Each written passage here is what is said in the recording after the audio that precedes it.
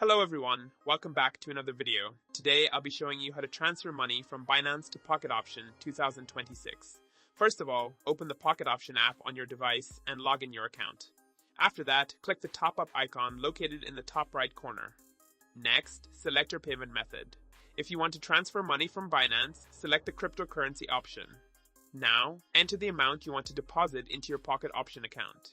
If you have a promo code, check the box to apply it. Otherwise, leave it unchecked. Then, click on Continue and Pay. All the details, including the amount and payment method, will now appear on your screen. Carefully review them, and to confirm, click Continue and Pay again. After that, a cryptocurrency wallet address will be displayed. You can copy this address and go to your Binance account to transfer the funds. Alternatively, you can scan the provided QR code using the Binance app to complete the payment. Once the transaction is complete, your funds will be credited to your Pocket Option account. If you found this video helpful, don't forget to like and subscribe. Thanks for watching.